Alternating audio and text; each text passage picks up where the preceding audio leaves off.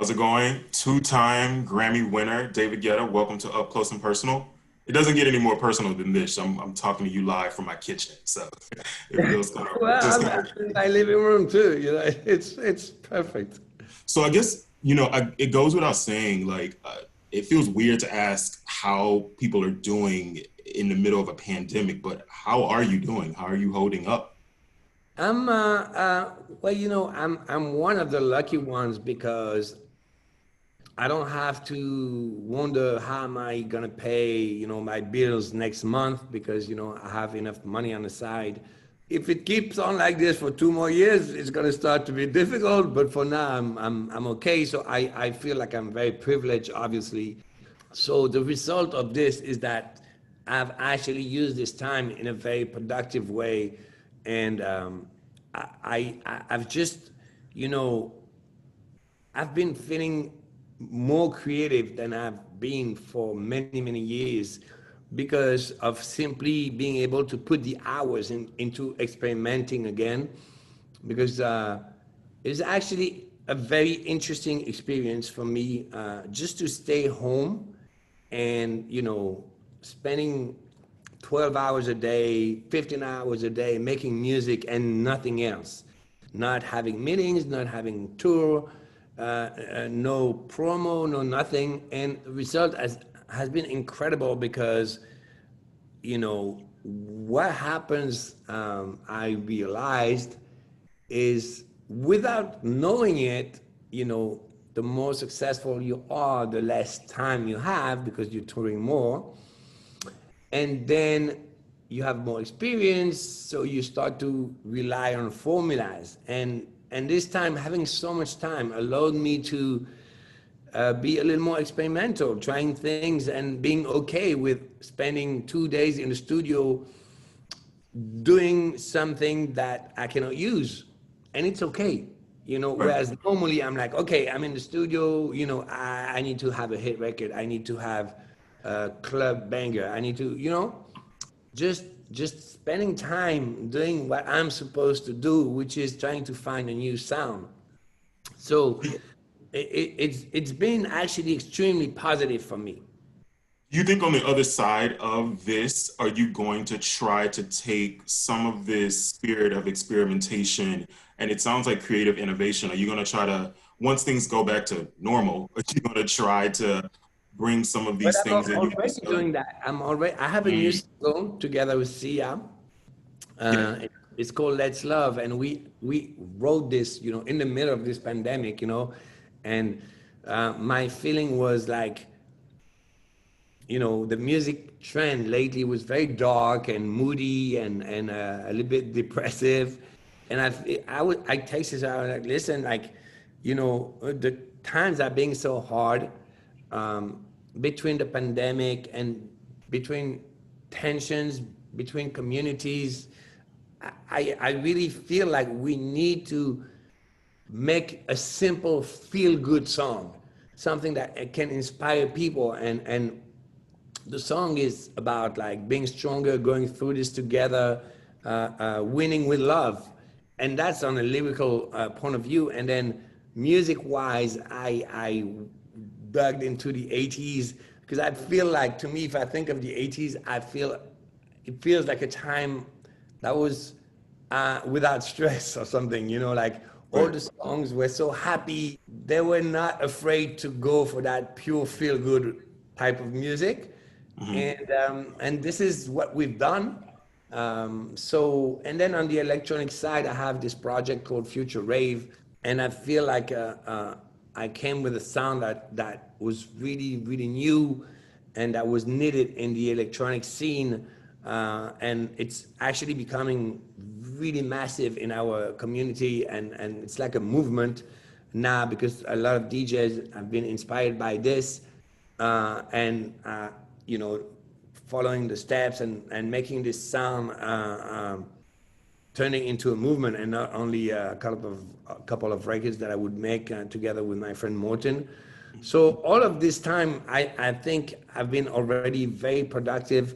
Of course, I've asked myself when it comes to, club music, okay, like there are no clubs.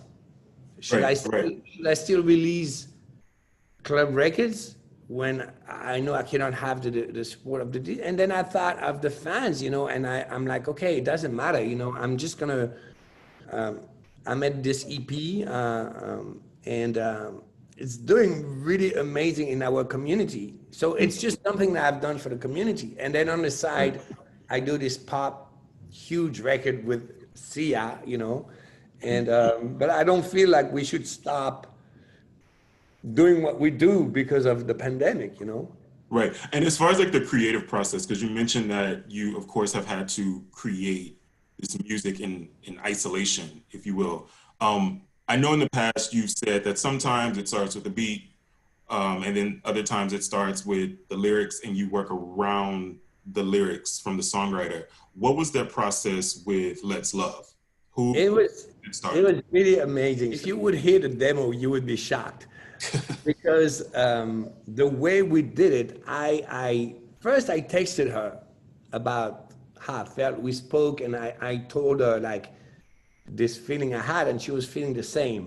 So she turned what I was telling her into a song, and I mean she's a living goddess, you know. When Yeah, like amazing songwriter. Amazing. amazing, like it's insane, you know. Yeah. So it was just so shocking because she's so good with concepts that usually when we work together, you know, I just come with the music, and I really, she's probably the only songwriter that I don't ever tell her what to do because I think she knows better than me. But to see like me telling her a little story and how I feel, and turn this into this incredible song, I was like, wow, you know, she's really that amazing. But what's interesting is that we wrote this as a ballad. I sent her a ballad, like simple piano chords, and it was written as a ballad. And what I did, Oh, production wise, is I made the record slower so I could take it double tempo, and it became that energetic, crazy 80s dance record. So, you know, it was a very interesting process. She was shocked when she heard it because she was really not expecting this. that's cool. And you know what? And I think it's so interesting because a lot of the records that you all do, they sound, while they are house and EDM or even pop records, there is a little soulful. I don't know. Totally. It just feel, it feels, you feel it, and I don't know if that's I don't know if that's just kind of innate. Are you influenced, or is Sia even influenced by soul music or like that kind of musicality? Because it kind of pierces through the music. Oh well, I'm very happy that you feel it because I think a lot of people see me as, you know, the guy like the EDM DJ making a straight white pop music. The Yeah. reality is that I've been listening to you know, funk and disco and soul my entire life, Mm. and I always try, even when I make a pop song, to have soul in it. And I think Sia is amazing for this because it's always soulful what she does. Yeah. And you know, I think being soulful is not about the color of your skin. You know, it's about how you feel, the way you write, and the type of melodies, the notes that you use, the chords that you use. And yes, I'm very happy that you can feel it in my music. You've always had those kind of big singers a part of your catalog, those people that sound very churchy, if you will. Like it sounds like they're from the church. So I mean, Because I come it from kind of makes house sense. music, Yeah, you yeah, know, and yeah. and the first records that I made, they were together with Chris Willis, Hmm. and he's still one of the best singer I've ever heard. And this is where he's coming from. He's a gospel singer. If you listen to the early house music, that's what it was about. You know, Right. most of those singers were coming from church, Hmm. and this is my roots. You know, I was listening to funk, to disco when I was a kid, even though I was growing in Paris and I couldn't understand the lyrics. but those melodies, they Yeah. stay with me. And and James Brown, I love all of this. Marvin Gaye, Stevie Wonder. This is really my culture. But I was also listening to Depeche Mode, Right. it's that combination. It's interesting because when I started to DJ, I was 17 years old, and I was all about funk. And so I started to play in this club, and it was very different from now. I would play 8, 9 hours set every day. It was like, DJ would be like a normal job, like Yeah. you're a bartender, or Yep. you do 8 hour shift, this is normal, So it was the same when you were a DJ. It's not like now you're in a festival and you play 90 minutes, Right, right, right, right. So at the time, it was like a whole journey into music, because of course you were not going to play only one sound, whereas now they book a DJ for this one sound is famous for. So I would play like soul, I would play disco, I would play funk, and I was playing in this gay club, and at the time in Paris, in the gay community, what was really big was new wave. So that whole UK Bronxy beat, Depeche Mode, that very cold electronic type of music. And at first I didn't like it, but I had to do it because I was playing in this club, and you would have to do what the boss tells you. Right, right. That combination of music that I was playing funk and what you call boogie in the US, we were calling it funk in France, uh, and this early stage electronic music became what I've done as a producer many years later. Having a dark instrumental with a soulful vocal full of hope, and making feel good music. Yeah.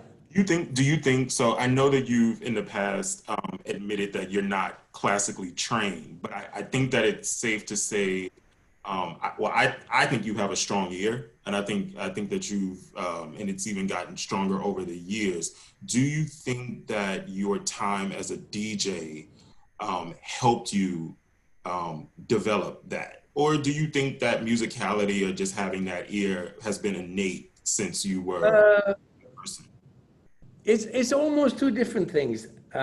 First, now I've studied way more music, and I think because I did it so late, I can never be at the level of a classically trained musician that I've studied since it was 5, Right. because the brain develops in a different way. But I work with people that complement me, but what I realize is that sometimes limitations are actually good to be creative. And the fact that I started making records, and I was limited musically, it forced me to be creative production wise. And later, when I started to cross over, I studied music because I wanted to be able to make bigger music, Because I was crossing over, I started to be like, oh, wow, it's such an amazing feeling to have a song on the radio, whereas before I was just trying to be in the clubs. And, at first I was like, I don't need anything else than a cool bass line and some heavy drums, And then, I remember like my first record, I was not even playing chords. I was just playing the fundamental with 2 fingers, And then, later I started to appreciate, because I was also a little bit snobbish when it's often like this when you're young, And I was like a little bit looking down on pop music, like, this is stupid commercial music. And then I realized that, it's actually not so easy, and then started to study, and learn more.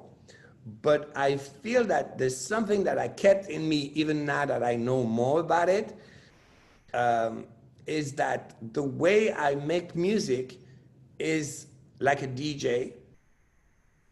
I'm always creating, like, okay, what if I would use the chord of this cool record from the 80s, and I would use the bass line of this other cool record from the 90s, but I would make drums like, we're doing it in techno today, So that mashup mentality is the way I make my music. What's up, y'all? This is B.O.B. This is G-Eazy. I'm Mo. This is Julia Michaels. This is Logic. Make sure you subscribe to the Recording Academy channel. Flex.